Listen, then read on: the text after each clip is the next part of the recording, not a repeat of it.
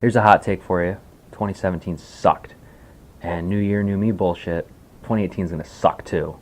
Welcome back, everybody, with Microphone Joes. What's up? This is our best, worst of 2017 episode. We're a little behind the times because we took some time off, but we're going to catch up this week on what we thought was the best, worst, and the meh of 2017. Your lovable hosts, I'm No Rev. I'm CJC, and let's start things off with the news.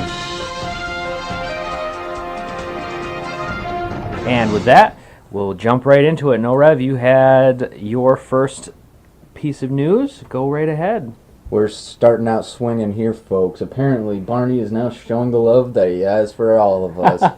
Turns out, the actor that used to play Barney back in the 90s and the 2000s and all that, he's actually turned out to, his new profession is a tantric sex healer. What is a tantric sex healer? Well, a tantric sex healer apparently is somebody that uses, I want to call it Hindu medicine or whatever, but it's like alternative medicine. Through sex? Essentially, yeah. It's like massage and sex and stuff like that, but I guess there's more to it, but that's how I'm perceiving it. Alright, I got the article open here. The actor's name is David Joyner. It says he charges female clients that he calls goddesses $350 for 3 to 4 hours of ritual bath, chakra balancing, chakra, okay, and massage that can lead to mind-blowing orgasms. Ooh. I guess an article was written about it, and I think this is funny. The article we're reading is from Huffington Post. Somebody else wrote a nasty article about him, I assume, from reading this. It said, apparently the other article was anticlimactic for Joyner. That's some good journalism right there. I know, right? Let's see. Yeah, the fact that he used to use this before he got into, or for those long days that he got into the Barney costume, apparently he used it. So that kind of puts a whole new perspective on Barney. Around all those little kids, yeah, that is kind of... And he loves them, and apparently they love him. Well, let's get off of that real quick and move to our next topic. The next bit of news we had was the Nintendo Switch Labo release. So this is... Nintendo is releasing this new thing called the Labo. It's pretty much geared directly towards children, and it's all about taking cardboard and turning it into toys that the Nintendo Switch interacts with. The Switch has the controller has a... Yeah, UV. Yeah, so it uses that to read the shape of what you've built. You have to build based on what Nintendo has already come up with. But, so the first items are a 13-key piano, fishing rod, a motorbike. They're called Toy-Cons, and by inserting Joy-Con controllers into those Toy-Cons, players will be able to play games themed to the cardboard creation. So basically it's all about kids building things with their hands and then being able to play with them, trying to promote creativity. Sounds pretty neat, though. I would have loved to have something like that as a kid. Yeah, I mean, kids play with cardboard all the time. Yeah, but now that actually has, like, attached to video games and stuff, that just kind of adds to the sheer level of it. So you have to buy the program, and it does come with cardboard, but if you know how or have the instructions, you can use your own cardboard to build it. The first one is $69.99. It's called the Variety Kit. It includes a house, RC car, fishing rod, motorbike, and piano. And the second one, which I think is really cool, looking at the image here, is called the Robot Kit. And you can build a robot. Oh, I seen that one where it's like straps. Yeah, it's like a backpack, but it has straps to his hands and feet. Yeah, it kind of looks like it's a VR experience too. It's pretty neat. I think kids will dig this, and maybe some adults, but it's definitely geared towards children. So Nintendo always thinking outside the box. Yeah, and they might not be on the top for actual consoles and stuff, but I feel like they're the front runners for like innovation. Well, the Switch has been doing really well in sales. I think they're outselling PS4 right now. Oh, that doesn't surprise me either. It's just out of the sheer ingenuity and creativity. Yeah, the original Wii was insanely different from anything on the market. Yeah. So the next little bit of news that I have here, and Star Wars! This one really excites me. Star Wars Rebels Season 4 is coming back February 19th. We're both big fans of the Rebels series, as childish as it can be at times. But the exciting news is that in the trailer, Emperor Palpatine is in it. And McDermott, the Emperor is voicing the Emperor. Which is very cool. Yes. They actually got the actual actor. I'm to very do it. excited, and I'm excited to see. I guess he's going to appear in the final episode, and from what I recall, there are not many episodes, and they're going to basically cram them all into a couple weeks. So let me pull up the article here from Entertainment. It's saying here that they'll do a 90-minute grand finale, Oh, that's cool. essentially a Rebels movie. Which would be really Well, that's cool. how they started. Remember, the very first episode was like a 90-minute movie, if you will. Yeah. So yeah, I'm excited about that. We get to have the actual Emperor reprising his role. I think that's really cool. Oh, definitely. Yeah, Definitely so- is. What I was trying to get to was, it's a three-week run. So there's only 3 weeks left, but it'll be back-to-back episodes every Monday, concluding with the 90-minute grand finale. Yep. Now, this is the last season of Star Wars Yeah, Rebels. they're gonna tie it all up. It's all over. Yep. But they did talk about Dave Filoni, who makes Rebels, is starting a new project. Not sure what that is yet. They haven't released much, but I'm really hoping for a live action. Oh, yeah. Something a little more adult themed, and it could be. The rumor was, a separate rumor was that when Disney releases their new streaming service in a couple of years, they're going to have a Star Wars TV series to go along with it. So maybe that's what Filoni's working on, and that's in, I think, 2020. Disney will start their version of Netflix. Yeah. So, Well, they're already pulling out of Netflix already to make room for their own. yeah, well, they got to service. get their stuff ready, and they're gonna port over all like the Defenders and Yeah. Daredevil and stuff like that. It's gonna hurt Netflix a lot. Oh, easily. Yeah. We'd be surprised or I would be surprised at least, if Netflix doesn't just tank after that. I think there'll still be a market for it because all the movies that are on there, but definitely people like us are gonna migrate over to. Yeah, but I mean, there's so many more of these kind of services out there now. That's true. I mean, yeah, Netflix was the original, but I mean, there's so many more like Hulu and obviously now Amazon Prime. Amazon Prime, and then you got the Disney streaming service coming up now. And Yeah, there are a lot of them. It took off, and it's it's killing the regular TV TV, market. cable TV. Yeah. What do we got next? I think the next one is you. Let's see here. Microsoft's Xbox One exclusives are gonna be released on the Game Pass now. So right at a release, they'll be on there. Right at release, they're gonna be. So basically, if you go to the store, instead of pre-ordering and waiting in lines, or even getting it off of the store shelves, or even digital download, you can get it off the Game Pass if you already have a subscription. Well, Game Pass, for those of you who don't know, is Xbox's answer to PlayStation Now. Is Yeah. that what? So, but unlike PlayStation Now, it's a monthly subscription like PlayStation Now. You get 100 games every month. They change a few of them, but they're downloadable right to your console. Exactly. So as long as you have it, the game isn't a stream like PlayStation Now, because I know that was one of the big complaints was that on the PS Now, people ran into problems. Your internet might not be fast enough to stream a massive game, whereas Right. you're downloading these right to your console. You're playing them there, and also if you download it and play it on Game Pass, there's a discount to buy Yeah. it for good. But that's pretty cool. I mean, if you have that, it's $10 a month. It's not a lot of money. It's No. like Netflix, and You get thousands and thousands of games, and a lot of them are actually fairly new and really cool. well, actually. especially if these games are the exclusives are coming out going straight to that. Oh yeah. I mean, that'll give people a chance to play them. They'll probably only be on there for the first month or something. I don't know if it talks about that at all.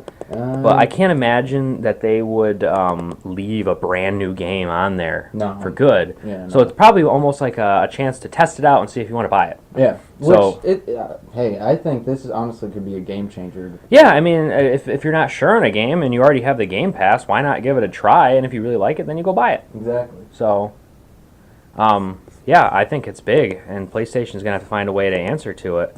Yeah, I don't know if they can though, because even some of the stuff that they do have, it's not holding up well compared to Xbox. Yeah, well, I mean, Xbox also with the backwards compatibility. I know, people say that it's not a big deal. A lot of people don't like to play those, but I personally love playing the old Xbox 360 and original Xbox games. It's Oh, cool yeah. they're bringing those back too.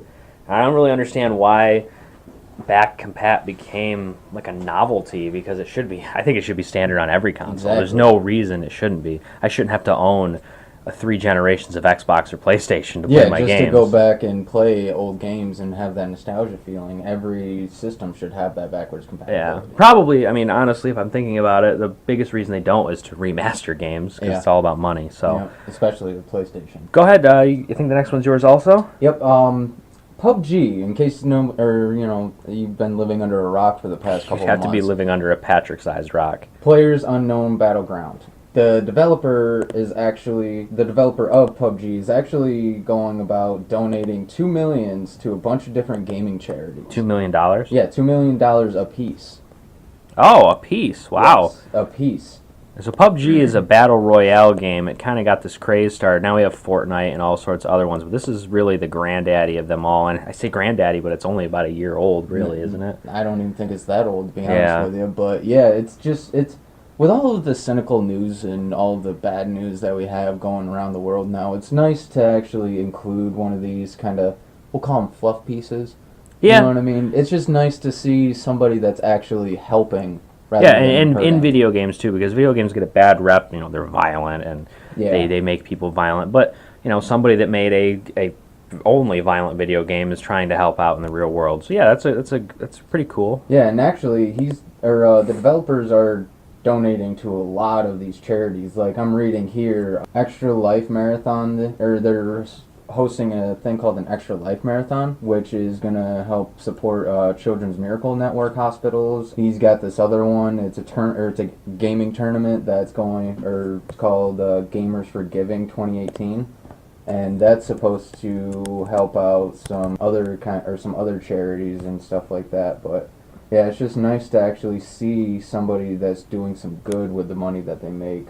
If they're doing this on a stream, PlayerUnknown Battleground right now, PUBG is the biggest streaming game, and they just recently, I read, celebrated 4 million players on the Xbox One, which is the port from the PC, which already in the most recent article, I know it's higher now, but December 29th, they were up to 3 million. Yeah. And I think I read that they have about 1 million concurrent players. So that means at any one time, there's 1 million people playing this game. So there's a lot of people to tap into there, and it definitely exploded out of nowhere. Oh yeah, because it wasn't there one day, and then the next, everybody in their mother. Yeah, everybody's playing PUBG. So no, this is cool. This is good. Somebody doing something positive in the world. For once, I'll let you handle this next one. Okay, so pretty interesting. it's kind of our next two are one. Logan, the superhero movie. Wolverine, yeah, is the first superhero movie to receive a Best Adapted Screenplay Oscar nomination. And also included in that is Last Jedi got a nomination for Best Sound Editing, Best Original Score, Best Visual Effects, and Guardians of the Galaxy 2 was nominated for Best Visual Effects as well.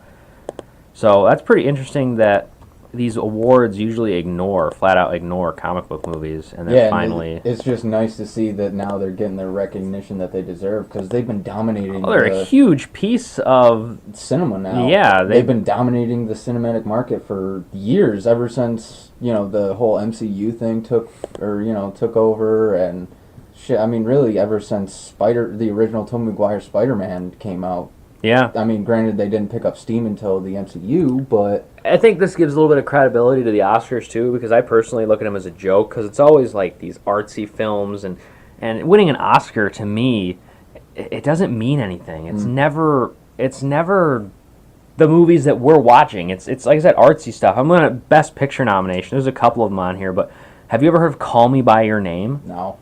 Darkest Hour sounds familiar, but I'm not sure what it is. Dunkirk, I know, was a big movie. I didn't get a chance to watch it. That one got a lot of recognition. But that one's a remake, too. That one's actually been remade 2 other times before this. And it's based on reality. Get Out was a big movie. I didn't see it. I know that was a mainstream movie. That one's actually really good. Is it? I didn't get a chance to see it. And now I'm going to name a bunch of movies that they don't mean anything to me. Yeah. Lady Bird? Never what heard the of fuck it. is that?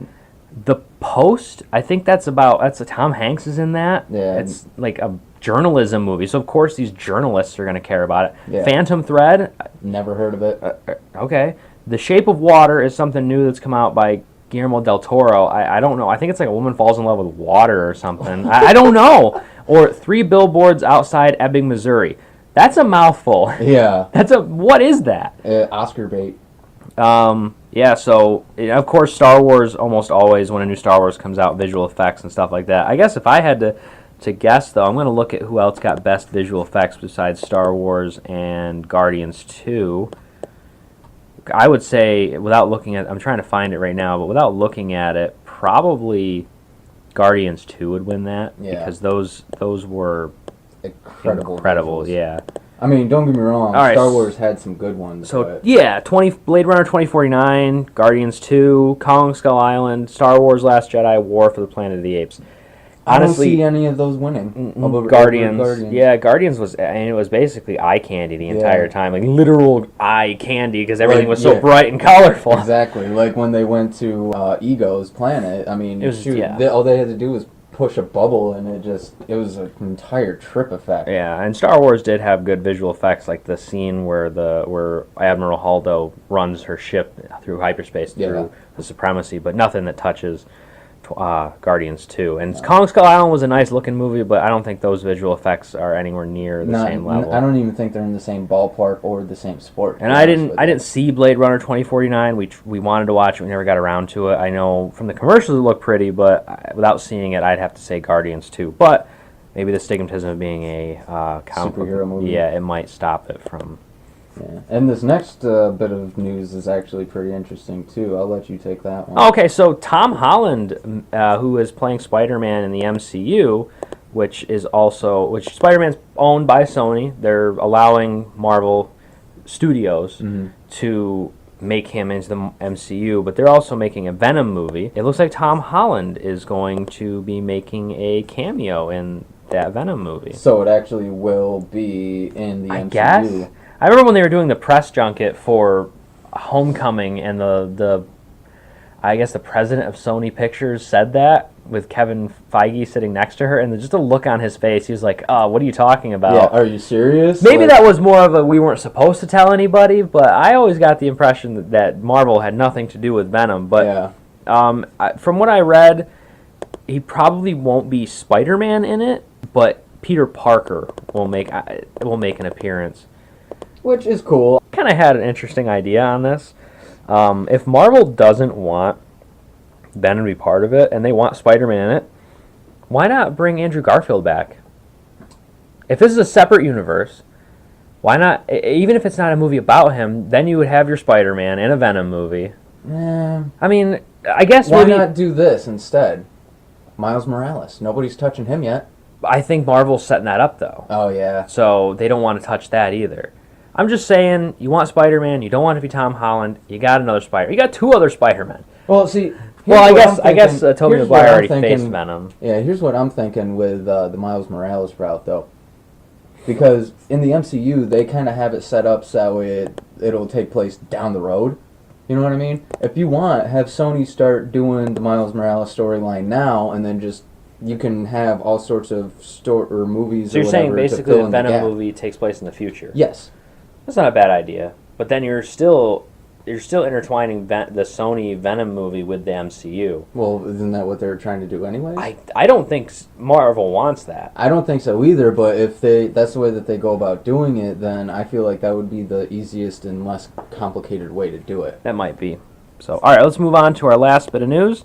The Black Widow movie is finally happening. Finally! Obviously, she's been around forever, and there have been people clamoring for a Black Widow movie.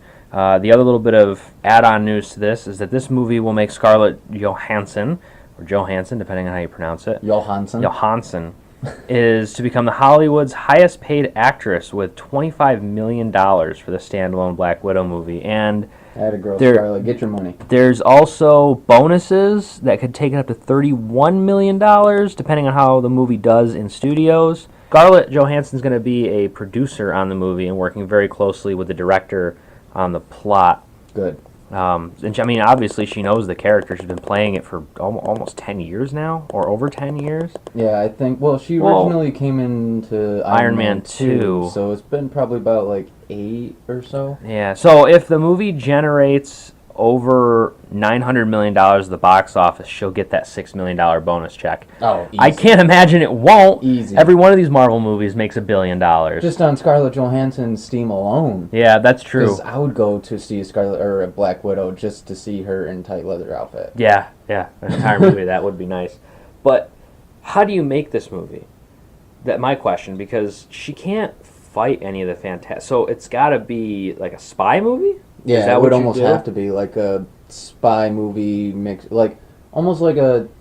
Have you ever seen Atomic Blonde? No, I have not seen it. That one's pretty good, but it would almost be kind of like that, Okay. where she's like a government, working for the government to do this, that, or the other mission, and that's what she would be doing. Almost like a prequel, like how she. I was gonna got say, all that you red in think her they should ledger. put it before the MCU? Yeah, show us what I would like is to have her, because in the original Avengers movie, she's constantly talking about red in her ledger, right? That's true. What does that mean? That's true. Show us what that means. I didn't think of that. That's a good point. Make it a prequel. Show us what the red in the ledger meant.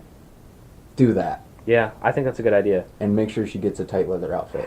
I just hope from the pictures we've seen of the new Infinity War, I don't really dig the blonde hair. I kind of hope they bring back the red hair. Oh yeah. I'm not really into the blonde hair that much, but I guess whatever they decide to do. Well, I mean, it kind of makes sense because in Civil War she kind of turned against the government side of it, Yeah. So maybe she's in hiding or running or something. Yeah, it's true. All right, so that wraps up the news for this week, and now we're going to move into our best of 2017. Here we go. So we have put together a list. We're going to talk about these things. These are the things that we personally thought were the best of a shitty year.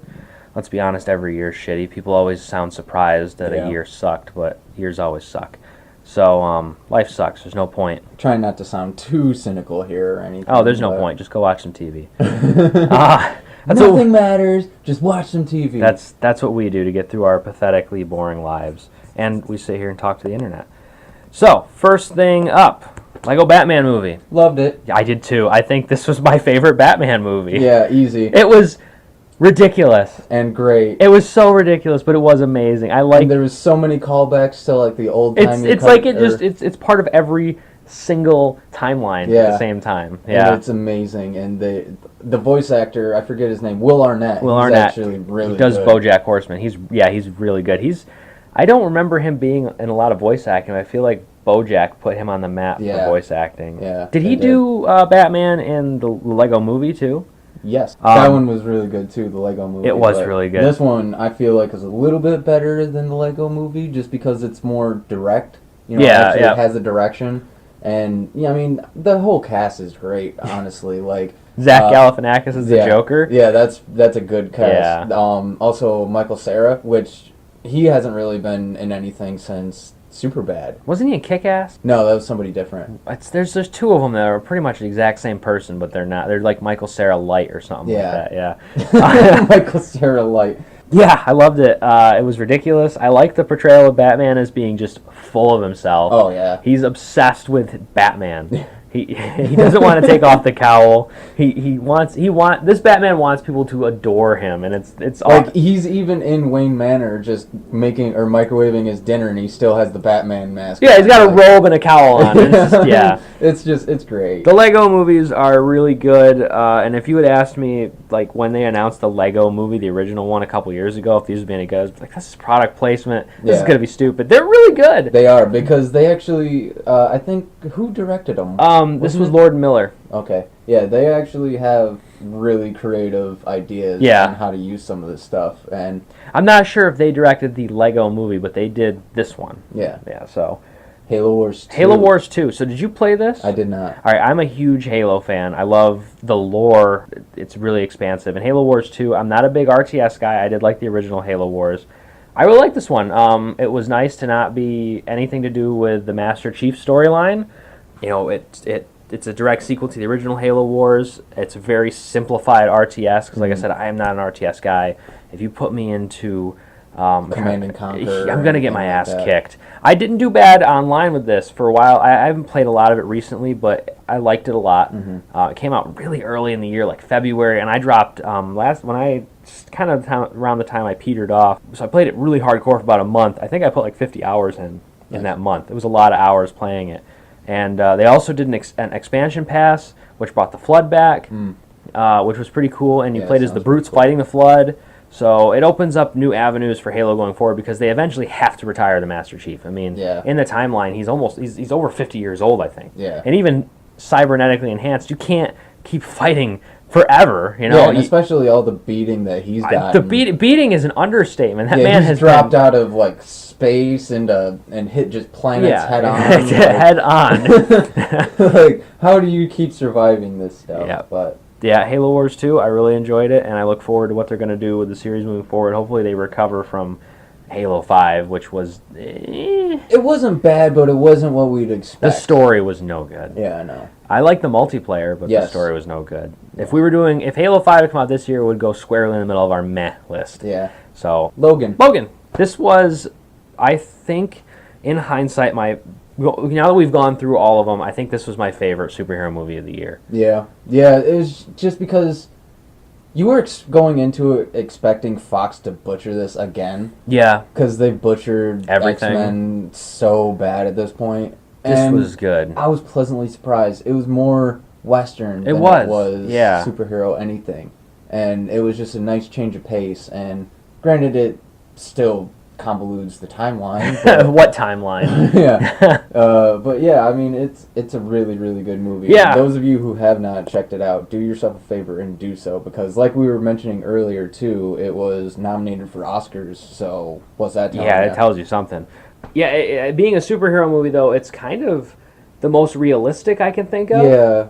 Because it's more of a running away. Yeah. You know, I liked it a lot. I can't say enough how much I liked it.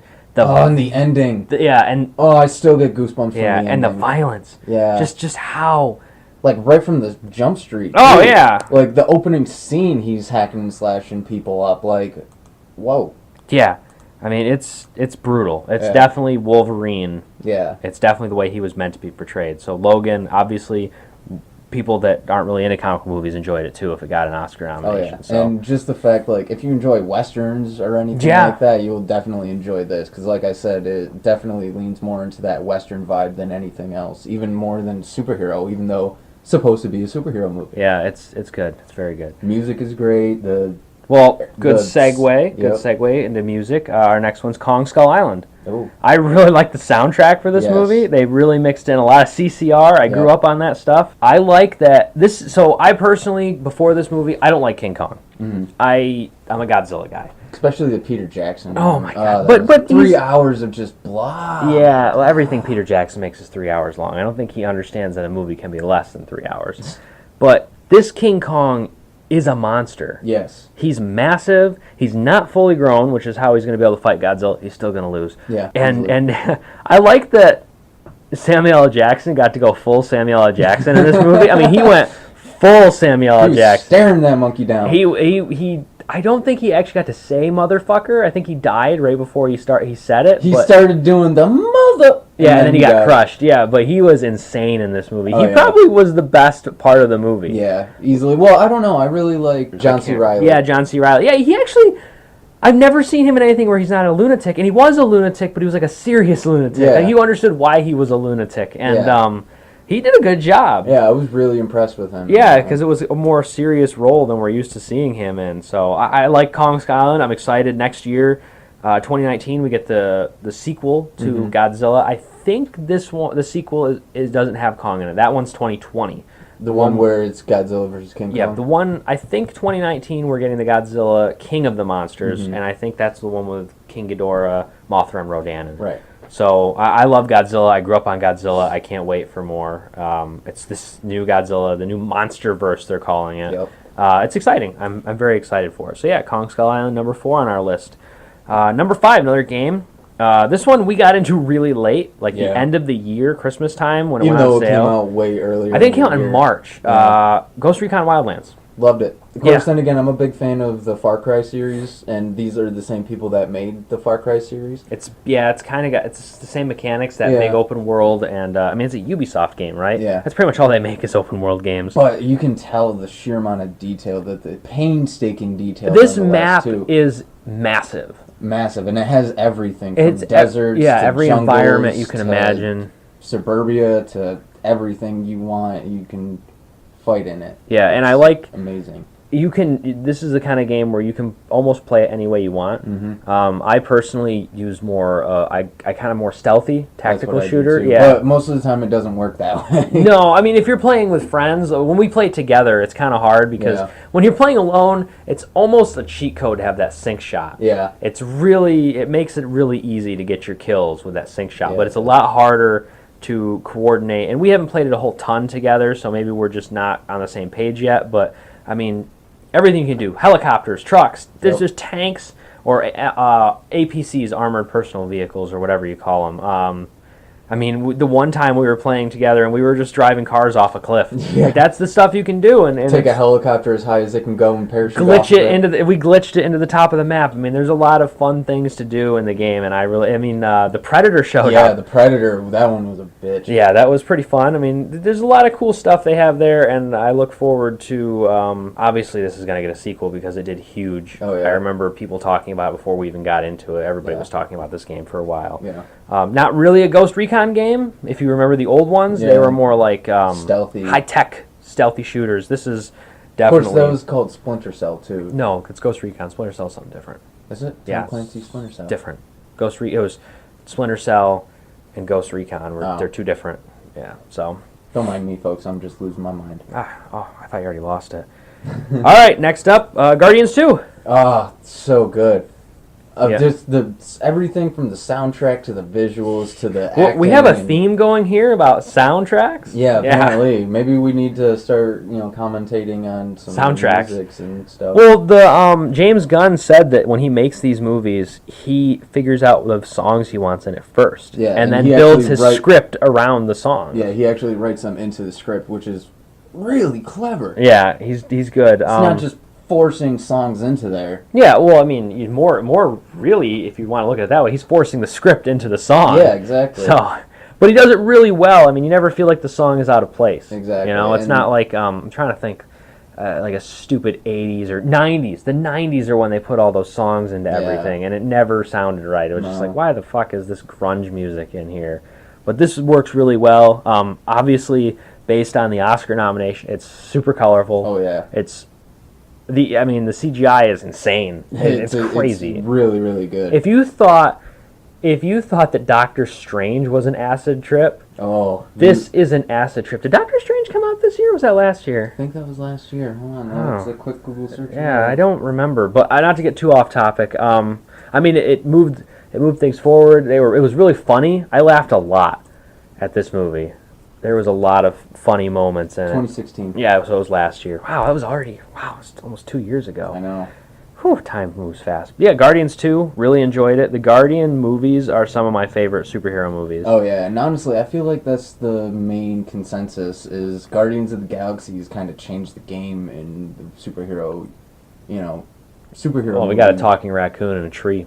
Yeah, like, that's the thing is, majority of these superhero movies, they have a human actor, right? So it's still semi-relatable. Yeah. This one really just shoved us into the unknown, and the fact that people absolutely loved it kind of makes you wonder what else could they actually do. Yeah. You know what I mean? Just the sheer craziness that people I know where you're going with this, and I don't agree with you. What? Howard the Duck. Yes. I no, Howard the Duck will not work. If you do it correctly, you can do it good. George Lucas will send hit squads out if somebody tries to make Howard the Duck. George Lucas doesn't have to do it. No, but I'm saying to keep that buried, you'll see hit squads. He'll be trying to kill people. Technically, they already brought him back. It's not going to happen.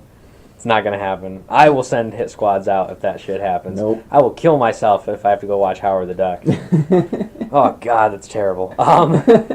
Hey, I would go see another Howard the Duck as long as somebody else does it besides George Lucas. You think of any duck titties in it? I hope not. Duck tits. Duck tits. Woo! Yeah, there you go. Number 7 on our list is the Nintendo Switch. I don't own one yet. You don't own one yet, but I have played it. It is really cool. The fact that it's basically a Game Boy and a Nintendo console all in one. Yeah, which is very cool. And the fact that you can take it pretty much anywhere. As long as you have power. I mean, I don't think you even need an internet connection. As long because weren't you at the airport? I was at the airport and there was a guy playing Doom. Yeah. And I'm just like, yeah, man, fuck you, I want that. I'm out here, I have to sit on Facebook the whole time waiting for my next flight. You got a fucking video game. That's awesome. And that's the other thing, too, is my big complaint about Nintendo consoles recently has been that they just don't have any good games for adults. Yeah. And there's been a ton of ports for this. Doom, Skyrim is being ported. I can't, I know there's others. I can't. Well, I mean, I'm actually going to take another one from our list here, but Legend of Zelda Breath of the Wild, that one came out for the Switch. Yeah, haven't played it, heard a lot of good things. I'm not really into the hack and slash big games like that. You're a huge Skyrim fan. Oh, yeah. I don't like those kind of games, Love so I probably won't play it. I want to play Super Mario Odyssey, though. Yeah, that one does look really Yeah, that good, looks too. really cool. And I mean, since it's farther down on our list, but since we're already talking about the Switch, Doom being ported to the Switch. But the fact that you can take a super violent game like that and put it on a kid-friendly, quote-unquote kid-friendly... A little system, run around with it. Yeah, it's pretty cool. So yeah, the Switch makes our list. Number 8, Wonder Woman. This was the biggest surprise for me that it turned out good, because I went into this expecting it to be complete, utter hot garbage. Yeah, me too. DC is not doing well right now. No. But they knocked it out of the park with Wonder Woman. I loved it. I was inspired by Wonder Woman, not literally inspired to do anything, but, you know. Oh, yeah, we're not going to do anything. It was a very colorful, inspirational, and, like, down-to-earth, but still kind of gritty. Yeah, I think they dropped with this one a lot of that darkness that they've been. I like that Diana was really naive. Yeah. Like, very naive. But she wasn't too naive, though, if you know. Anything that happened to do in our world, she had no clue. Right.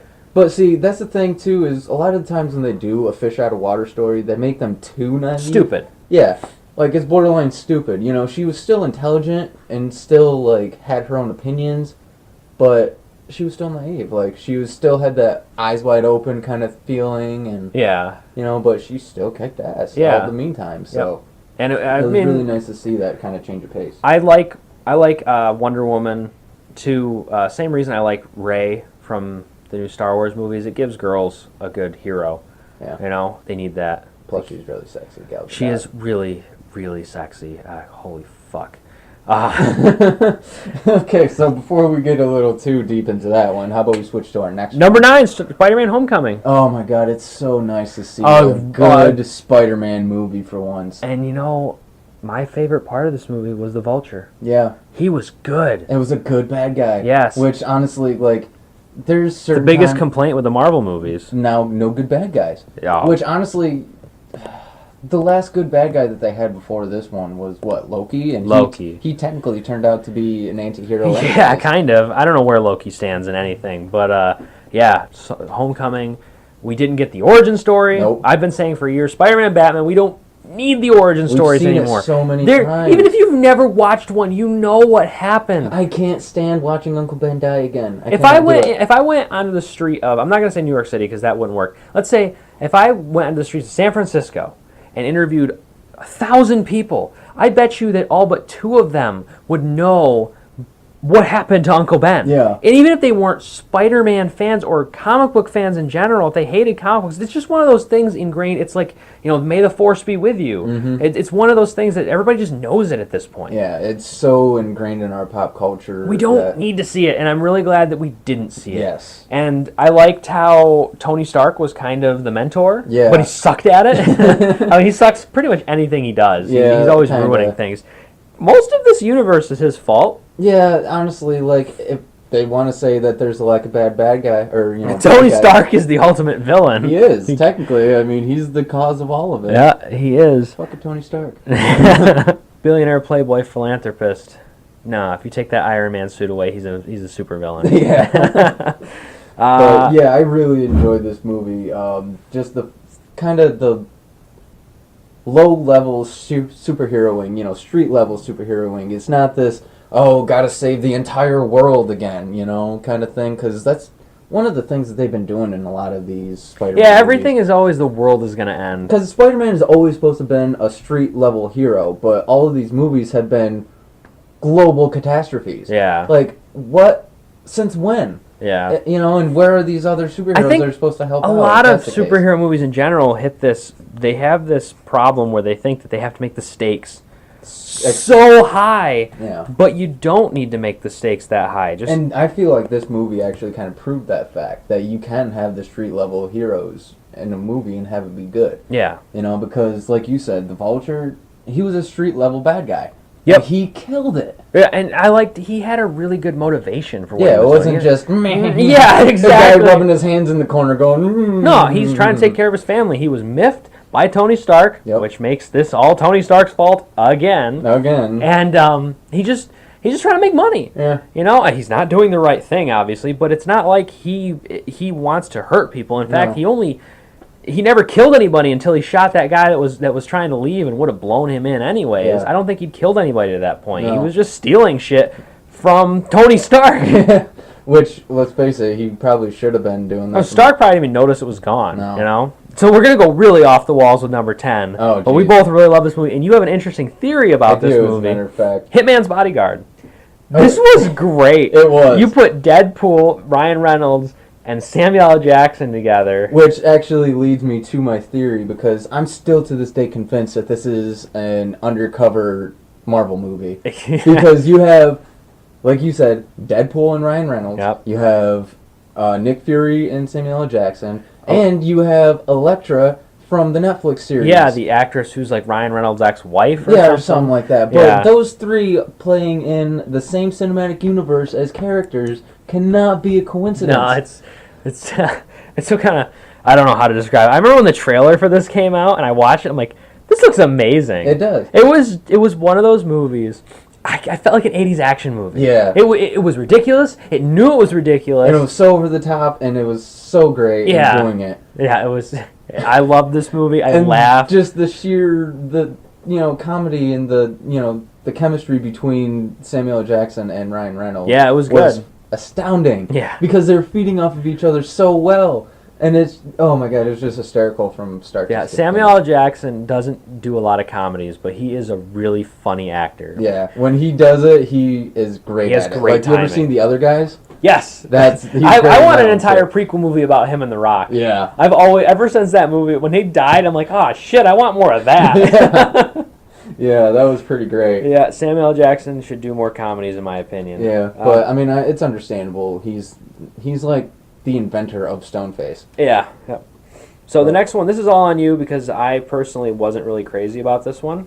Oh, you're talking South Park, Fractured Butthole. I never played the first one, and The Stick of Truth was very good. I'm not a huge RPG person to begin with, so it's not really up my alley. But go ahead, you talk about it. Okay, I love so- South Park. South Park, obviously, if you don't know what South Park is at this point, living under- you should probably You're burn still and die. you're But, still living under that Patrick Rock. Yeah.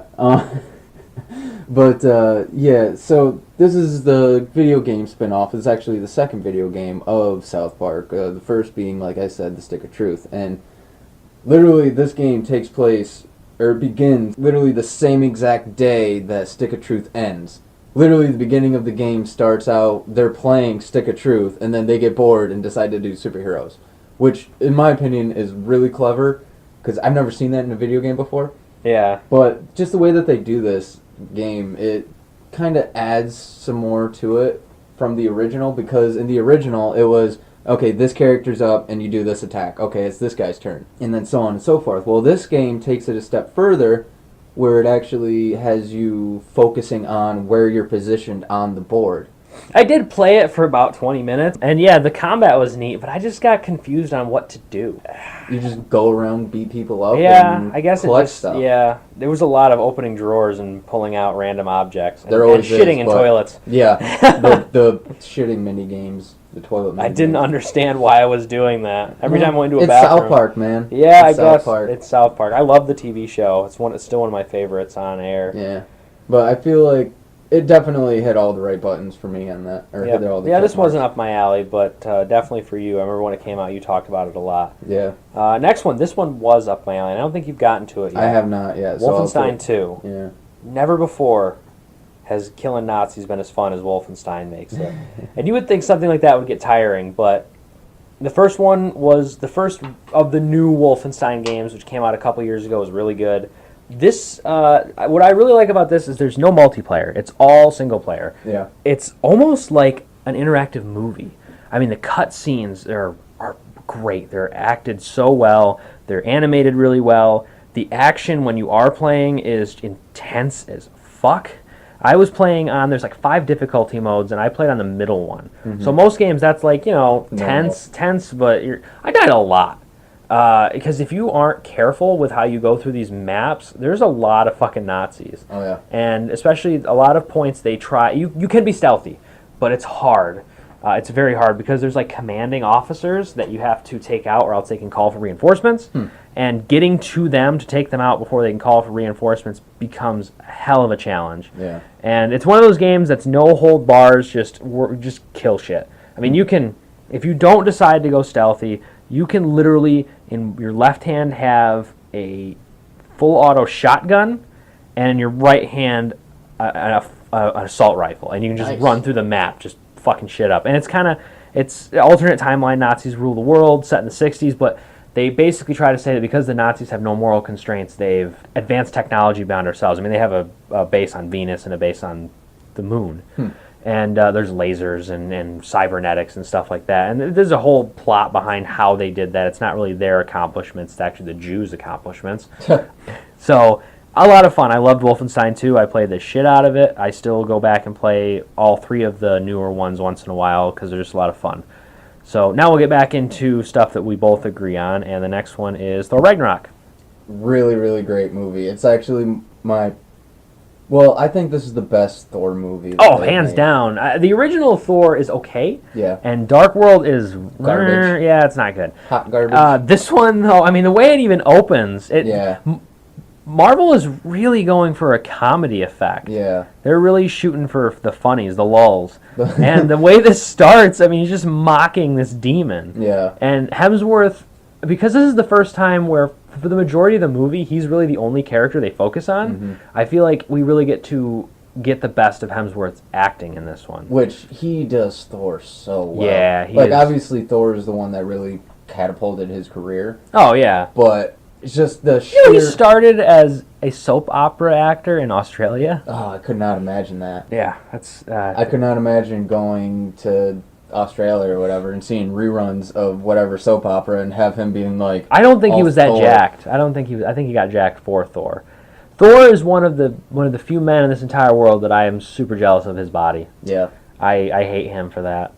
Yeah. That and the flowing hair, and God, I wish I looked like that. But I don't want to work out that hard. Yeah, that's just ridiculous. Now, as good as that is, as good as Hemsworth did, as funny as this movie was, the action was good. I didn't like Helga that much. No. Hands down, the best part of this movie was Jeff Goldblum. Oh, easily, yeah. I don't even think they gave him a script. No. I think they just said... He just kind of, just go be Jeff Goldblum. Like, they said, okay, this is the kind of things we want you to talk about, and I'll just go do it. Yeah. I don't think he had a script. I think that's just unfiltered Jeff Goldblum. I love that man. Yeah, exactly. He just, everything he does, he seems like he doesn't know what he's talking about, but does. He's very menacing in his stupidity. Yeah. Now, here's a question for you. Do you think, in real life, Jeff Goldblum has an orgy yacht? I do. I do too. I do. I definitely do. Oh my God. Yeah, I loved it. Jeff Goldblum. I knew going into it I was going to love Jeff Goldblum. Oh, yeah. I don't know why people don't like him. Yeah. He is that 60s over actor. Yeah. Along with William, they're the likes of William Shatner. Yeah, he's so good. Oh, he's so good. And it's the same character in every one of his movies, from Jurassic Park to Thor Ragnarok. Yeah, he's the same guy. Oh shit, we're onto something. Oh damn, it's an interconnected Jeff Goldblum-averse. Jeff Goldblum-averse. Goldblum-averse. Goldblum-averse. Holy shit, we got to sit down and figure out that timeline. Oh, that's probably an episode for later on. Yeah. Last Jedi. Loved it. We talked about this last week, so we won't spend a lot of time on it. I don't agree with a lot of the complaints about it. I liked it a lot. I've watched it twice. It's a ton of fun. Let the past die. Kill it if you have to. I mean, people that are stuck on not liking this movie, that's the whole message. Yeah. Ignore the past. I don't want to... I could get into an entire rant on it, but we talked about it last week. If you want to know more of our thoughts on it, go back and watch our episode from last week. We'll jump ahead to the next one then. PUBG. We already talked a little bit about it, but I mean, it really took the world by storm. Like, by storm is an understatement. This Yeah. game is massive. it came out of nowhere. And it's broken. Exactly. It's not even a fully functioning game. Yeah, there's bugs and glitches And people everywhere. can cheat out. China is actually prosecuting cheaters.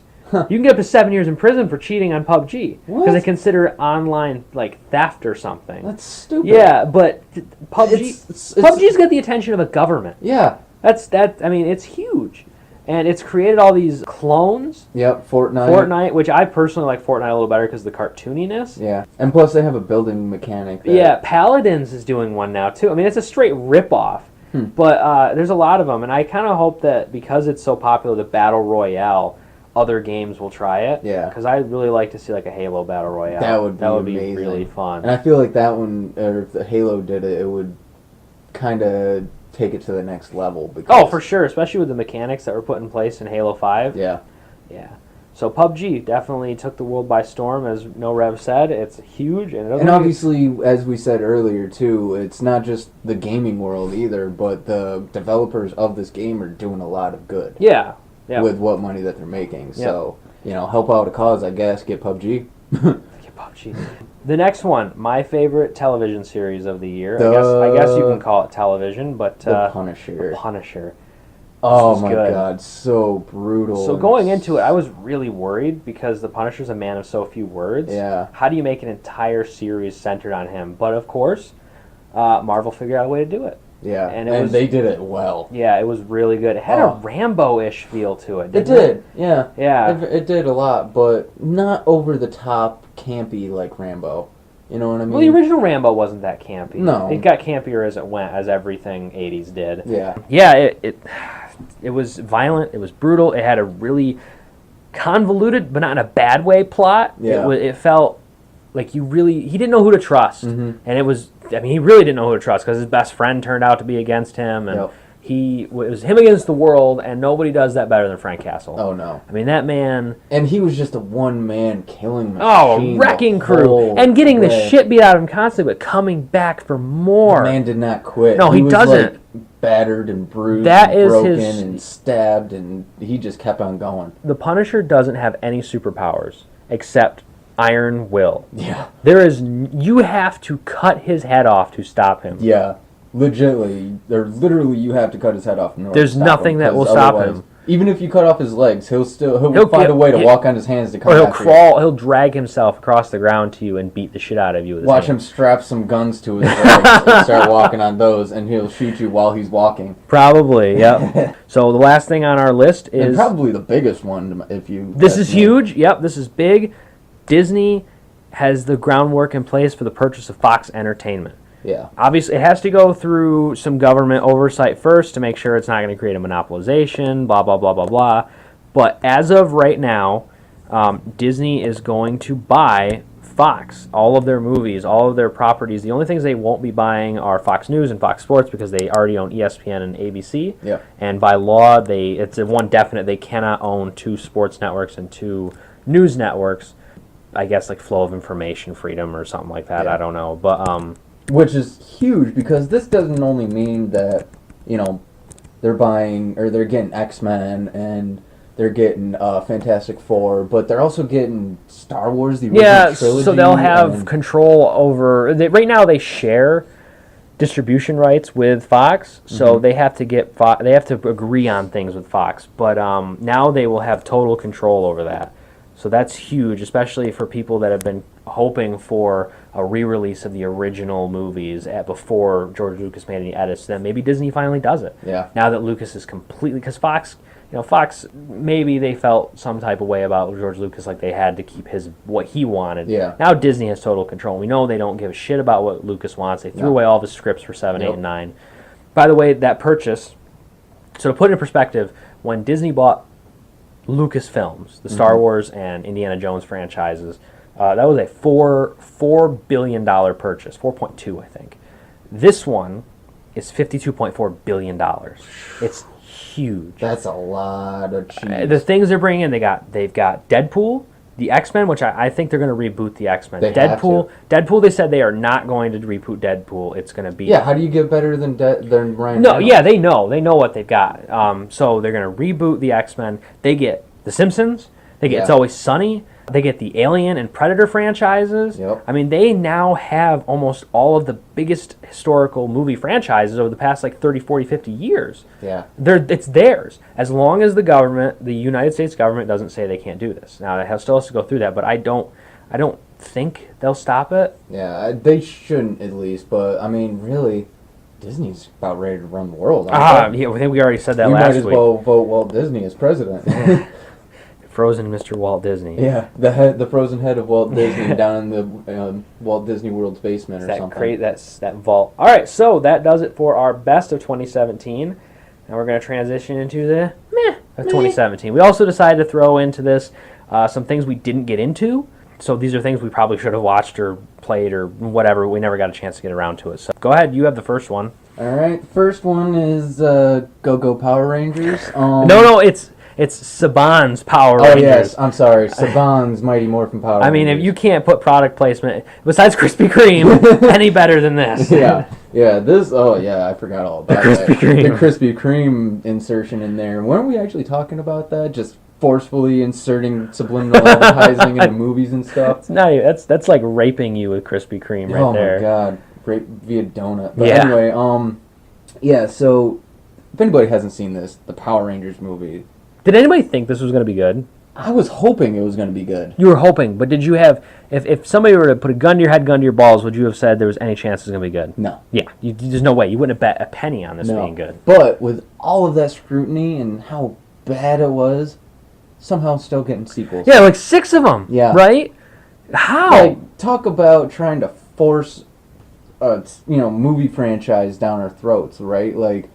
Who even asked for a reboot of the Power Rangers anyways? Kids from, I guess our age, kids from the 90s, but I was a fan of the Power Rangers. If you go back and watch... I was a Power Ranger and I didn't want it to come back. I liked the Power Rangers as a kid, but if you try and go back and watch that hot garbage now... Oh, it's bad. There's no nostalgia goggles that are foggy enough. That you couldn't The only good thing about Power Rangers is Bryan Cranston. No, listen. And you didn't even know. The Power Rangers original wouldn't even be good if you got blackout drunk and put nostalgia goggles on. It still would be awful. It's not even so bad. That's a woman you would never take home. That's the untouchable. The untouchable. No matter how much alcohol you put in yourself. Yeah. You and her and the last people on Earth, we're going extinct. It's just how it is. So I wouldn't touch you with a 10-foot pole, and I had 15 feet of room. So yeah, Power Rangers. The next Justice League. Yeah, this one I would put under meh because I was completely expecting it to be garbage. It was better than garbage, but it wasn't great. Obviously they're not doing any. Ben Affleck is still good. Yeah, they're not catching ground on Marvel at this point. It's just they should have just tried to build something slowly. They could not. I'm not a movie executive, but I know you can't make up all that ground in 2 years. No. Marvel literally has 10 years of footing and establishing and to be able to build all this, and now they're trying to catch up in 2 or 3 years now? Yeah, you can't do that. No. All of that already built. How are you going to do it? You can't. You just can't. There's no way. You got to start from the ground up just like they did. Yeah. And honestly, they weren't even trying to start a movie franchise. They just released a good movie, and then we wanted more. They didn't think. I don't think they even thought Iron Man was going to do that well. No. So. And it literally, you realize that those end credits about the Marvel or the Avengers Initiative didn't actually make it into the theaters release. It was on the DVD, right? Yeah, it was only on the DVD release when they. They're like, oh shit, this worked really well. Yeah. They're like, okay, well, let's do the Avengers. The Flash. I was not crazy about the Flash and his weird ass running style. Flailing. It was almost like he was tripping at super speed. Has he ever run before? You wouldn't think so, being the fastest man alive. Yeah. The best. Here's the best thing to say about Justice League, and I'm being totally honest. I hate Superman. Yeah. I've never in my life liked Superman. Me neither. But me neither. Me neither. For some reason, when they reintroduced him in this, I got this sense of excitement, and I'm not sure why. When he showed up to that last fight, I was like, "Shit's on." And I'm not sure what they did to make me feel that way, because I hate Superman. I actually have a theory on this. I feel like they made the movie in a way where you just got this sense of hopelessness by that final fight. How are they going to beat this guy? Yeah, that's true. Then all of a sudden, well, here comes Superman. Yeah. Which is what he should be the trump card. Yeah. He shouldn't be there at the beginning, because if he's at the beginning, other than Darkseid, no fight has any real stake. No. Because he's impossible to beat. Yeah. You know? I did really like when he went a little nuts, probably because of the CGI mustache, the CGI upper lip. That would drive anybody insane. Mustache gate. Yeah. How Flash is trying to run around him, and he just like looks at him, and the Flash is like, "Oh no! How is he doing that?" Yeah, that was I saved great. his family. Oh, okay, and he's got the building. Yeah, so Superman and Batman were the best parts of that movie. Yeah. The rest of it, and even Wonder Woman, I felt was underused really badly. And I felt like at one point maybe they were going to try, like, I feel like because obviously this went through like a remake between Snyder and Joss Whedon. Maybe Snyder was going to have a romance between Wonder Woman and Batman, because I felt like it was going to happen, and then it just vanished. It just vanished. Yeah. That was so the next one on our meh is Alien Covenant. I did actually watch this one, and I still don't remember anything about it. That's the kind of meh that we're talking about. I mean, it had that weird Dave Fassbender kissing himself, I think. Yeah, that was weird. Oh, no, I do remember something. They had the world's dumbest scientists ever. Oh, my, they go into a brand new planet, and they don't even wear their masks. Yes, I get your computers tell you that the air is breathable, but you don't know what kind of toxins isn't there contamination protocol? Something? Oh, no, obviously there's spores and stuff that are coming out of this flower. Let me just stick my face right into it. Let me smoke a cigarette on a planet that we have no idea what the wildlife is like. Yeah. Yeah. When the alien did show up, it was good. Yeah, that was cool. one of the best CGI xenomorphs they've ever done. Yeah. And it was pretty intense, the scenes at the end in the ship where it's trying to hunt them down. But that and Danny McBride, Danny McBride was really good, just like John C. Reilly, another actor that is just basically off the wall all the time. Yep. But this was definitely a serious role, and he did it really, really well. He was like the only character that, I mean, he made a stupid decision too. Oh, yeah. But his was more understandable because he was doing it for his wife. Yeah. Whereas these other scientists, these other assholes, if we can even call them scientists, it's more like, this was definitely the B team. The Yeah. A team. Well, fuck, the Prometheus scientists weren't that bright either. No. Where is the A team? yeah. And what are you waiting for? Why aren't are you we sending that? out the alphabet team over the A team Yeah. into space? Like, what? Yeah, so Alien Covenant. Number 4, It. All right. This one kind of touches a couple of buttons for me because, as CJC knows, I have an irrational fear of clowns ever since the original movie It, but that was because I watched it when I was really little. Going back and looking at it now, it's more goofy. Yeah, well, this one, the reason I consider this a meh was it wasn't really scary. No, that was the point I was getting at, is with me having a fear of clowns and I still wasn't scared. It was a thriller. It was not a a horror movie. I enjoyed it as if I went into it, if you were to blindfold me and drop me in the theater with no information about this movie, I would have enjoyed it. Yeah. But the marketing for it was a horror movie. Exactly. So you go into a movie with expectations for what it should be, it's not going to meet those expectations. If you have no expectations at all, which is impossible if you saw any of the marketing, you're going to like it. Yeah. And if you look at it as a thriller, it's good. But as a horror movie, it's not good. It's not a good horror movie. There's nothing scary about it. Nothing scary at all. So and just some weird choices, too. Like, I'm glad they decided to cut out the child sex stuff. Yeah. Yeah. Yeah, I think everybody's glad about that one. So, let's move on. Destiny 2. So this simultaneously falls into our meh and, spoiler alert, into our worst of. Yeah. So we're just going to say what we enjoyed about it here, and we'll get to the rest of it later. But we played Destiny 2 when it came out. We played it a lot. A lot. We played the original Destiny a lot, but we enjoyed it. The problem is, once you've done everything, there's nothing else nothing else to do. And once you hit that level cap, there's nothing else to do. Yeah, it's just basically just a constant grind for nothing. Yeah, I mean, so the problem that I had was you get the Ingrams constantly. Yeah. But nothing is ever high enough level. No. Once a week, you get the special engrams that are guaranteed to be at least or higher. But that means that once a week, and basically for just logging on at the beginning of the week, you get those. So what's the point in grinding throughout the week if nothing you get ever helps you get better? No. And that was my problem, is I felt after we finished the campaign, that took us a couple days. Yeah. But not that it should have taken us a couple days. We just fucked around a lot, too. Because the worlds are massive. They are fun to explore the first time, but then you really start to realize they're kind of empty. And repetitive. And very repetitive. So we beat it, and then I think we probably played for another 2 weeks. Something like that. And that's when I really started to realize that this game's empty. This game doesn't have a lot to it. Yeah. And that sounds like a bad thing for a game, but we'll get to the bad later because there is some bad in this game. Some bad. And it's this theme throughout the entire year. So the next one is Battlefront 2, Star Wars Battlefront 2. Man, this one really, really hurts my soul that it's in the meh. Because So here, I like the game. I play it a lot. Yeah. I'm level 30 right now. Unfortunately, it doesn't keep track of stats at all, which is really strange for a shooter. I don't know my KD. I don't know how many hours I played.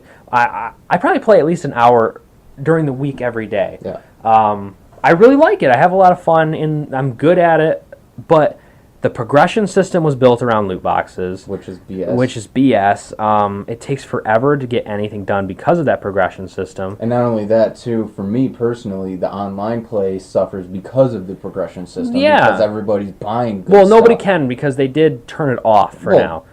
But you have to, so because they've turned off the ability to buy the loot boxes, you have to grind to get credits.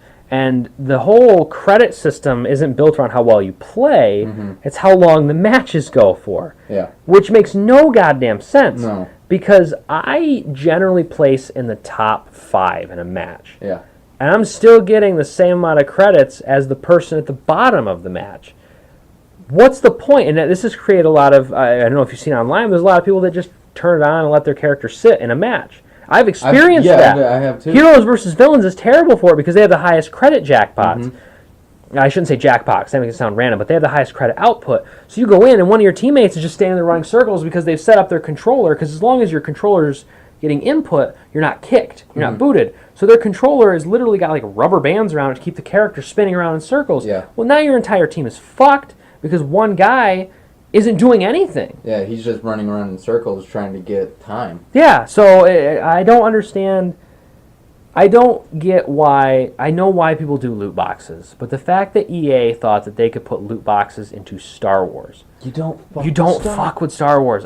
Star Wars is... If this was a good game, you would have gotten your money for years. Yeah, Battlefront 2, the original one, it's still being bought. It's still getting updates. People are still playing it. Yeah. I think there's more people playing that than this one. Well, now, yeah. Yeah, but... this game has damaged EA. It's damaged. Well, we're gonna get to loot boxes later. Yeah, definitely a big disappointment. The gameplay itself is fun. The campaign is way too short. Yeah. And it has that awful twist where Iden Versio becomes part of the rebellion, which I could have done without. I just wanted the Empire. I don't need. Why do they think? Do they think that every fan of Star Wars loves the rebellion? Must be. Because my entire life, I would have been in the Empire. They got the badass uniforms. They got the cool toys. They got the best heroes, I guess you'd call them. I mean, Darth Vader's better than anything the Rebellion can throw out. Whiny-ass little Luke Skywalker or Darth Vader. Maybe Han Solo I'd take, but fuck, the Empire's cool. You know? I mean, the Rebellion, the Empire did nothing wrong. So we'll move on. The last of our meh is Defenders. Yeah, this was a big meh for us. Yeah, because it's been... a couple years of anticipation for this. Yeah, and they really just missed. They screwed the pooch because they really intertwined this story with Iron Fist. Yeah, and Iron Fist sucked. Ramen noodle hair. Yeah, ramen noodle hair. You just wanted to pour some boiling water over his head and they make him a more compelling character. Or a packet of, bouillon flavoring to go along with it. I don't really have much else to say. We did an entire episode on the Defenders. We did 2 episodes. We got progressively more drunk as we... Which was, I believe, the birth of our Microphone Joe shit show. Yeah, yep. So if you want to hear more of our thoughts on the Defenders, go on back. I'll probably put a link in the YouTube video to that or older episodes so Yes. people can get to it real quick. Then we're going to go to the things ones that we haven't seen. we did not get to. Blade Runner 2049. Heard it was good. I never finished the original Blade Runner. I've never even started the I original started Blade it. Runner. It's kind of boring. It's slow. Yeah. So I never got to this one. We were going to watch it, but we couldn't get it to work. And plus, we both got confused really quickly. Yeah. Well, we were trying to watch this online, and the stream didn't work. Yeah. I'm not going to say illegally, but not quite on the up and up. So, the next one, I'm upset with myself because I haven't seen yet, The Disaster Artist. I know. I want to see this. This one looks so bad. good. I did not hit her. I did not. Oh, hi, Mom. Oh, hi, Mark. How's your sex life? When I saw the original trailer for this, I knew based on his face that what's the actor's name? Tommy Wiseau. No, not Tommy Wiseau. The guy who's playing Dave him. Franco? Yeah, I could tell it was Dave Franco, but you thought Or it James was Franco. James Franco. You thought it was Tommy Wiseau. He does. Yeah, He's he does really it really good. It's crazy. But see, that's the thing. James Franco is a really good actor. Yeah, Like, a really good actor, but... he picks a lot of douchey roles. Yeah, he's most known for his comedy stuff. Yeah. And when he does comedy, he's mostly, like, a douchebag or a stoner or something like that. Yeah. He's part of the, what do they call themselves? The Pineapple Express guys. They have a name for their little group. I don't know. I don't remember, but Seth Rogen and crew. yeah, something like that. So Disaster Artist, we didn't get to it. I want to see it. So bad. Hopefully here soon we'll be able to watch it. Jumanji 2. I'm actually wanted to see this so bad too. Yeah, this looks really good. And mainly, well, I mean, Jumanji, the original one, was really good. I love the fact that they're taking it in a different direction. Yeah, And it's a completely new story. It's not a sequel. Yeah, it's not a sequel, and it's not And a it's kind of fucking set reboot. up. It's kind of set up for this generation, being Yeah. based around a video game. Not to mention Karen Gillian. Oh my gosh, she's so hot. Of Doctor Who fame, but I love me some Karen Gillian. She's also, in case none of y'all or in case nobody's realized this yet, she is Nebula. In yeah. Guardians of the Galaxy, Yeah, which you wouldn't realize, no. but Oh my god, she's so hot. she is so. Before this gets creepy, I don't really have anything else to say on that. Should we move on to the worst of 2017? I believe we should. All right, we're gonna start this out with 50 Shades Darker. We have neither of us have watched this. Never watched it. Never read it. Books, I know. Here's what I know. It is. It was a Twilight fanfic written by a fat woman for fat women who have weird, kinky fantasies. The author of this, I don't know her name. I don't want to learn her name. She, after the first one, she had the screenwriter fired, and they hired her husband, who has written a few television scripts, to be the screenwriter. In fact, the original 50 Shades of Grey screenwriter said it was too painful to watch. I'm saying something because it still turned out painful to watch. I'm assuming because it's basically a porn. It's not good porn, though. It's a mainstream porn. So the original screenwriter is actually somebody who's done a lot. Her name is Kelly Marcel, and I'm trying to find what else she's done. But from the article that I read, she's been part of quite a few movies, and she said that when she made the original one, she had an entirely different vision for it and didn't want it to be so close to the book, because the book is terrible. It's a fanfic. It's written by a woman that doesn't write. It's awful. It's hot garbage. And the woman, I guess E.L. James, that's quite a name, L. James, said that she basically was going to pull her work out of it. Like, they wouldn't be able to make it if they didn't keep it closer to The story? Yeah, so she, like, the clunky dialogue was brought in. I mean, also, you can tell from the trailers there's no chemistry between the two lead actors. They don't give a shit about each other. They don't like each other. And here they are having to do sex scenes like every other minute. I've heard one of the criticisms for this new one is that they don't actually have a lot of sex in it. So what's the point? I don't of it? know. Listen, here's the big thing we can take from this. Porn works better. Yeah. If you really are looking to get off, just go Pornhub. It's free.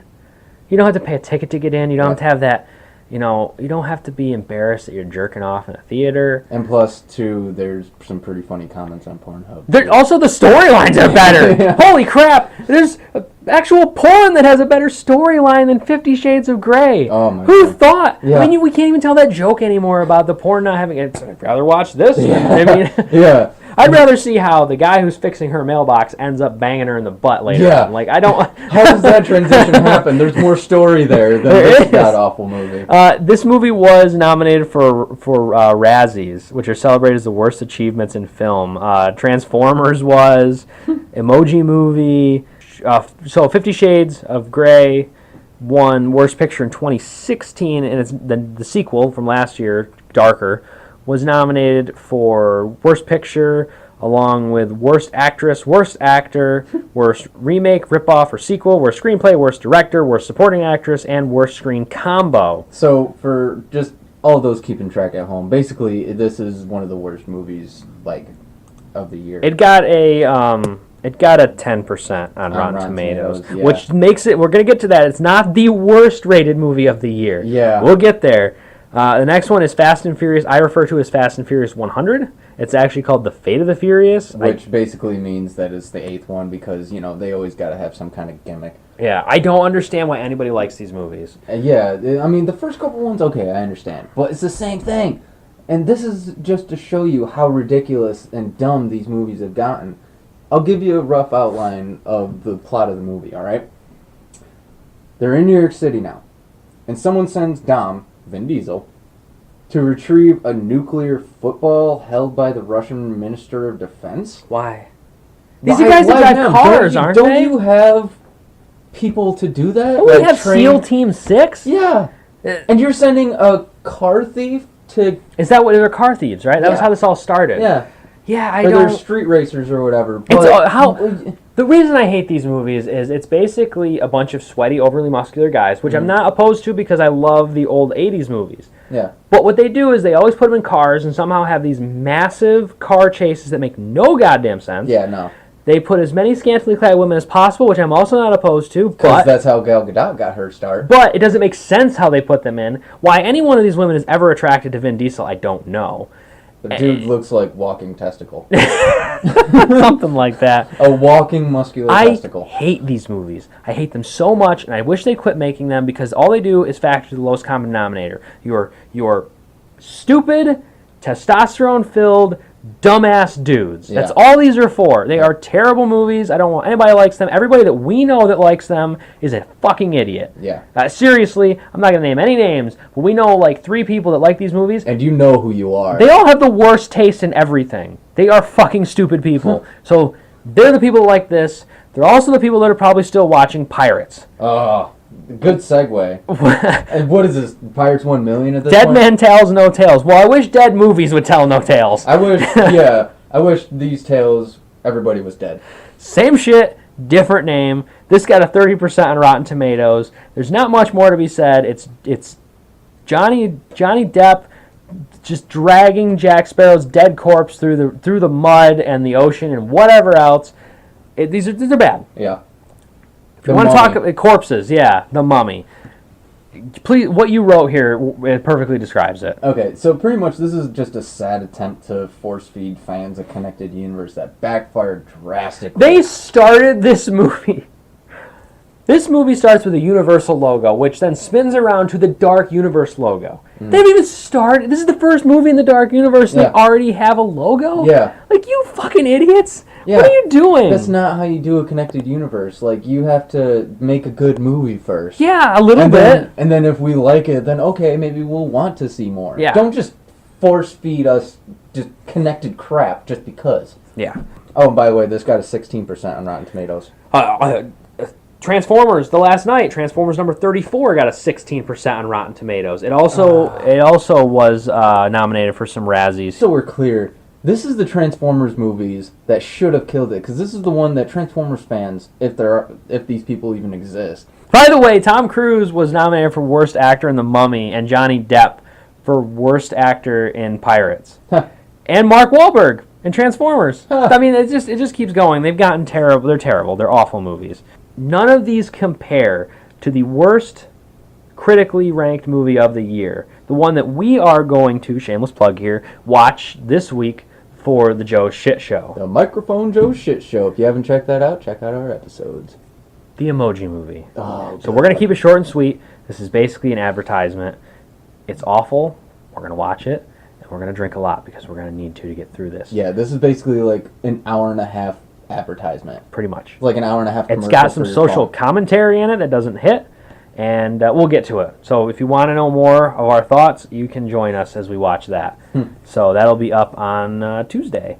Next is Geostorm. Oh, God. 13% on Rotten Tomatoes. It's another end of the world movie. I thought they stopped making these like 10 years ago. They should have stopped making them 10 years ago. There's not much else to say. Yeah. It's a satellite in space that stops massive storms from destroying the world. It's got Gerard Butler, who is washed up as hell right now. Yeah. What happened to Gerard Butler? He was on top of the world insane. at one point. He'll fight anybody, remember? Yeah. He's fight anybody, anywhere, anytime. Mass Effect Andromeda. This game results in the shutdown of BioWare Montreal, and talking about it makes my face tired. Yeah. Because, there was so much potential for this game. I love the original Mass Effects. And this game had a lot of potential, but it was just a dumpster fire. And we've kind of found out recently that the reason it was is that I think EA owns this one too. Yeah. They basically pulled all of their good people off of this and put them onto Anthem, which is in trouble too. Yeah. They're really concerned about Anthem, but basically they just said, fuck you, Andromeda. Yeah. So it was terrible, it looked bad, it had funky animations, the story made no goddamn sense. And there was just some logical things that made no sense either. The way this game could have worked was instead of focusing on saving the universe again, it should have been about exploring. Mm-hmm. You know, like, I think it would have been fun to explore and then have the story lead into a sequel where it's about saving the universe. Yeah. But don't jump right into that already, you know? Have a mystery and, you know, we're discovering things, we're moving forward, and just, they blew their wad too early. Now this one, Madden 2018. Same year, same game, different year. Yeah. Nothing changes. Nothing. Except one thing, Madden Curse has lost its power. You done fucked with Tom Brady, and you didn't win. I'm sorry, Madden Curse is officially dead. Yeah, at this point. I know I'm... When was the last victim of the Madden Curse? Gronk last year got hurt. Yeah, I'm going to knock on wood here. I'm a Patriots fan. But you done fucked with Tom Brady. There's nothing... I mean, you got to realize the commissioner fucked with him. Didn't work out well for him. He had to hand him a trophy at the end of the year. Yep. Everybody that's tried to fuck with Brady's lost. So, Madden, congratulations. You officially lost the Madden Curse. You better... That was pretty much the only thing that had going for him. Pretty much. I mean, this game is literally the same game. It's... I don't want to... The only thing is updated roster, pretty much. That's pretty much it. I've said for years, Madden should be a bi-yearly game with in between an update. Just an update. Give yourself 2 years to come up with new things. Madden 10 years ago was more fun. Mm-hmm. This game sucks. Yeah. It's no fun. I didn't enjoy it. I sold it to a buddy of mine a week after I bought it because I didn't like it. I just didn't like it. And that's a shame because it has Tom Brady on the cover too. Yeah. That's saying something. Loot boxes. Oh, this is a things. theme throughout the entire year.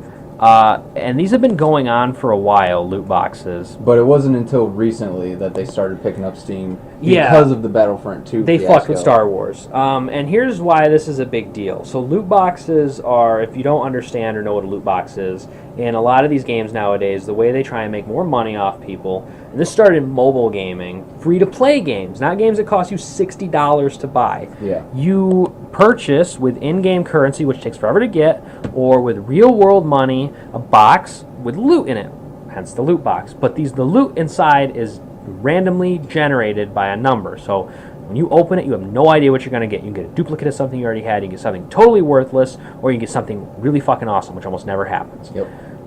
The reason this is a problem, and the reason it's beginning to gain traction, is because it's basically gambling. Yep. You spend money, you don't know what you're going to get, and most of the time you get shit, and people get like this euphoric high off those boxes opening. They design them that way. In Battlefront 2, the box hits the ground real hard, it shakes, there's a flash, it pops open, and the cards come out all colorful. Yep. People that gamble, this is how casinos work.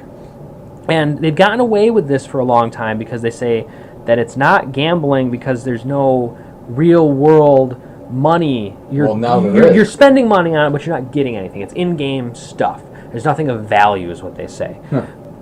Because of Battlefront 2 and all the commotion it made, the first domino drop was the Belgium gaming community decided to look into this, and they decided that loot boxes are gambling. So they want the entire EU to make this illegal. Well, the domino effect was that now several states are looking into this. Hawaiian State Representative Chris Lee, who had this badass press conference. I don't know if you ever saw this press conference, where he basically called it a Star Wars themed casino. And that he wants to keep this out of kids' hands, and he's been really on the front lines of this, and I think we're going to get somewhere. I don't want the government involved in it, but obviously gaming companies they can't have free reign. Yeah, they can't have free reign with this. So they call it predatory gaming.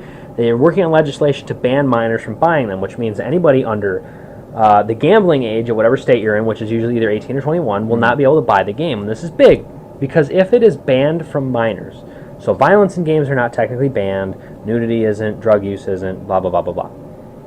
You can't sell it in a store. If it's banned, it's just like you either have to have a specialty store, like an adult bookstore, or you have to sell it online. That takes thousands of copies off the shelves, and you can't advertise it because kids could see it. That's why there's no advertising for adult movies. You're not allowed to put it in. So basically, if this law came into effect and they tried to release Star Wars Battlefront 3 and it had all those loot boxes in it, there'd be no commercials. Not on TV, not on YouTube, anywhere in the United States that it's illegal, and they wouldn't be able to sell it on store shelves. You would have to buy it online or special store or ordered directly from the company. That would impact sales tremendously. Oh yeah, because nobody's going to do that. We forget, as adults, a lot of us playing games, but games are mostly played by kids, especially a game like Star Wars. So you're talking about potentially just destroying their consumer base. And one of the big reasons they always talk about needing loot boxes is because games are so expensive to make. I couldn't find it, but there's an article on Kotaku about how cheap games are to really make. Don't ever believe you have to buy a loot box because you're supporting the game and it's expensive to make. That's just them trying to suck every penny out of you. Corporate greed. This has actually really hurt EA specifically. EA basically is losing tons of money on this. Their stock shares went down. They lost at one point like $4.2 billion worth of stock. Wow. But so we'll move on to Destiny 2 because it has the same problem, the loot boxes. They call it the Eververse, and it's pissed a lot of people off. They had a massive community they built over the 2 years of work put into the original game. That community is bailing. And I have an article here, and this is where I'll put that picture in. It's a graph of player count, and it's dramatically just dropping, and the people watching on YouTube will be able to see it here in a second. This CNBC article talks about that they had a 7%, Activision Blizzard shares went down 7%. Which is a lot. It's a big hit.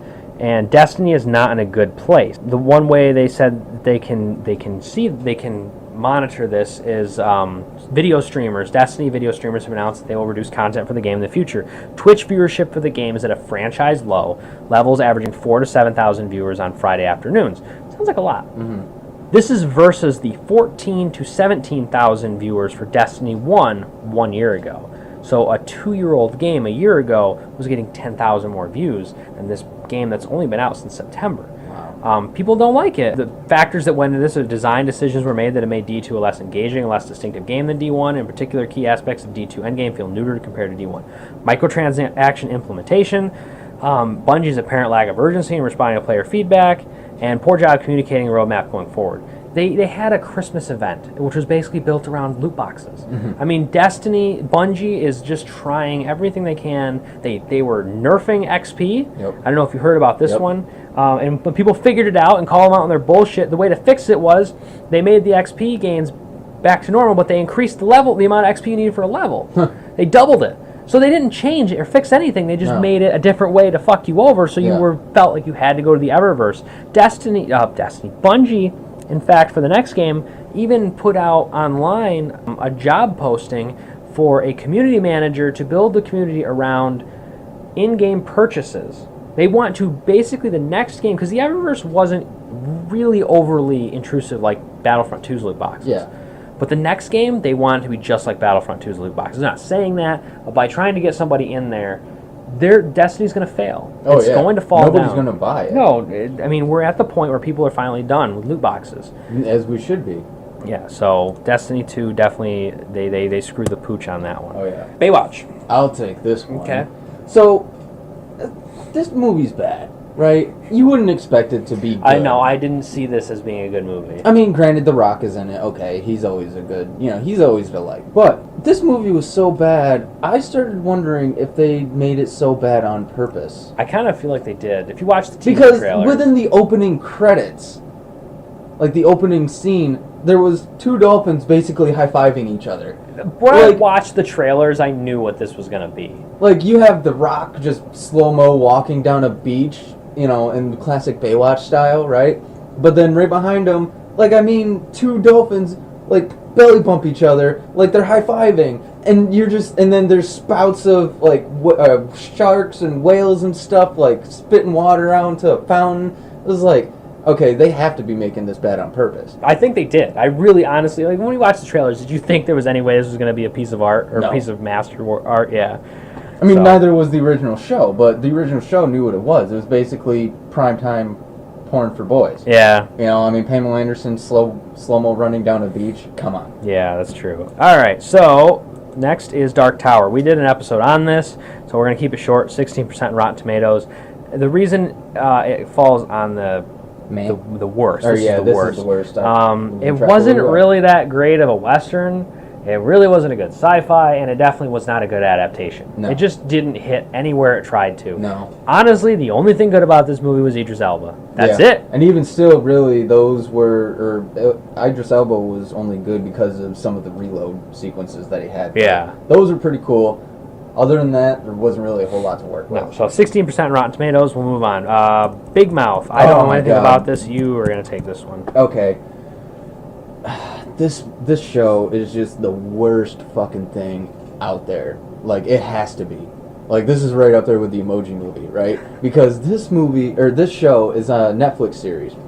And I feel like they kind of just slid this in there to try to make up for whatever with the loss of Disney and all that stuff. It's just so bad. It's dumb humor, awkward at best subject matter, and god-awful animation is something of nightmares. It's really... Except you said it's insulting to nightmares. Yeah, except it really is insulting to nightmares. This show's only saving grace is the voice acting, and even still, it's only that way because you find yourself playing, what else did they play in? You know what I mean? Because you recognize the voices, and it's like, okay, that's this person.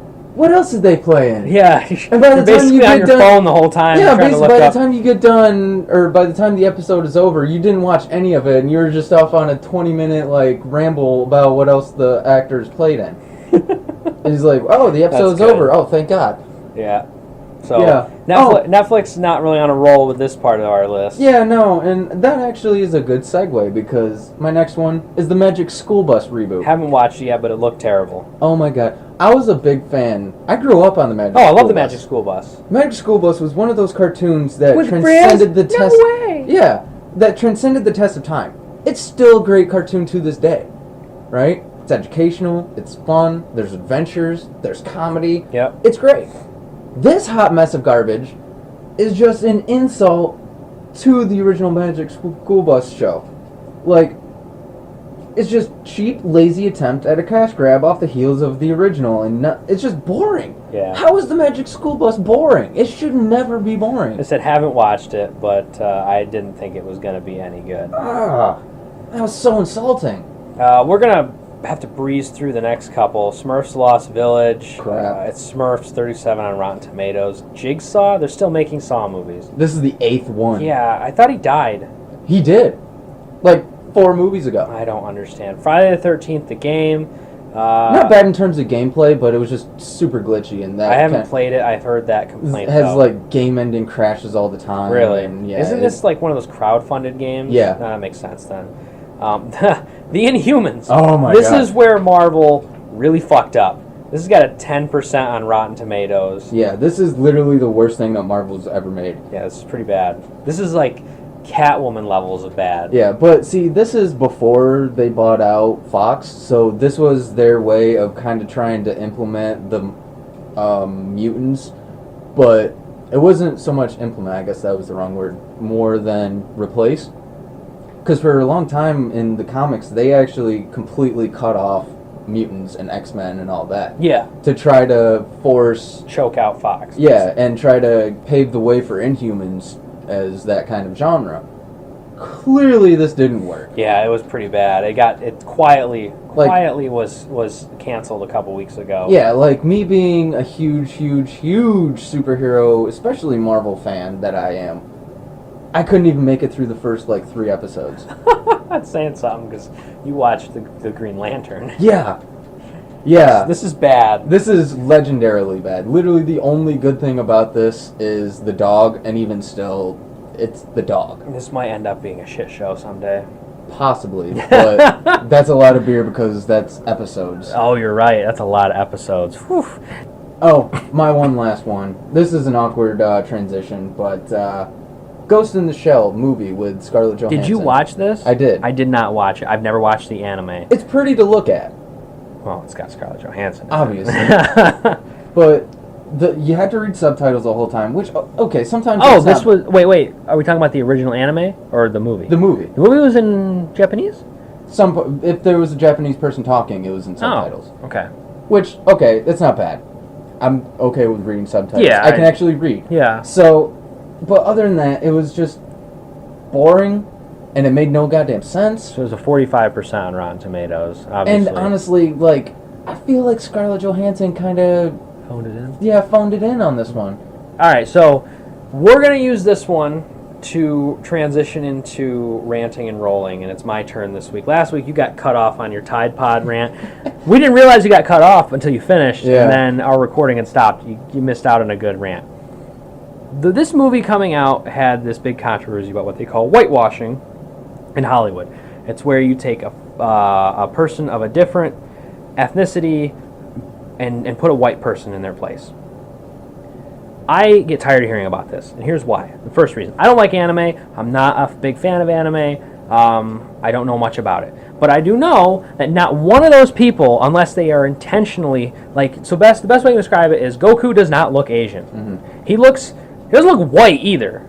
I don't know what they look like. They got like a pointy nose and big eyes, and last time I checked, Asians don't have arrows for noses, and their eyes are kind of slanty. Yeah. Now, in Dragon Ball Z, Goku has this grandfather figure who looks Asian. He's got slanty eyes, the stereotype. He's short. He looks Asian. I've seen pictures of Ghost in the Shell. They have that Goku look. Why is it whitewashing if the person that you're portraying is not specifically Asian? I don't understand. And the other thing is, and this is the thing that pisses me off about whitewashing, the reason this whitewashing happens, and you'll notice it never happens with a black character, and there's a reason for that. It's always Asian characters. Because there's not a lot of Asian American actors and actresses. No. The ones that are out there they all speak Japanese, and if you're making a movie in America, you need somebody who speaks American. We never see a white dude playing a character that's built for a black person. Nope. No, doesn't happen, because there are tons of really good African American male and female actors and actresses, so they don't need to put a white person in there. You don't see a black guy playing a white character because they're the same thing. The problem is, if you don't want this to happen, Asians, go become actors and actresses and speak English.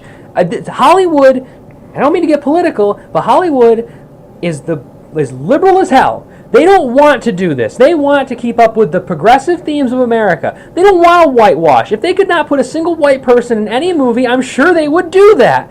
But they can't make a movie for the American audience with a person that cannot speak English. And there just aren't that many Asian actors and actresses. So the point of it is, if you want to quit bitching about whitewashing, get involved! Yeah. There's a ton of white and black actors. That's why they are in all these roles. There isn't a lot of you. I'm sorry, but I'm sure that they would love to have you. Go to college to become an actor or actress, and then they won't do this. Because Jackie Chan can't be in everything. He can't. There you go. Nobody ever whitewashed Jackie Chan. When he was around, he was in everything. Nobody bitched about him being in everything because he was good. And he did speak broken English, but you could understand it. I'm sorry, it just pisses me off. I know Hollywood doesn't want to do this, but they don't really have much of a fucking choice. No. That's my ranting and rolling for this week.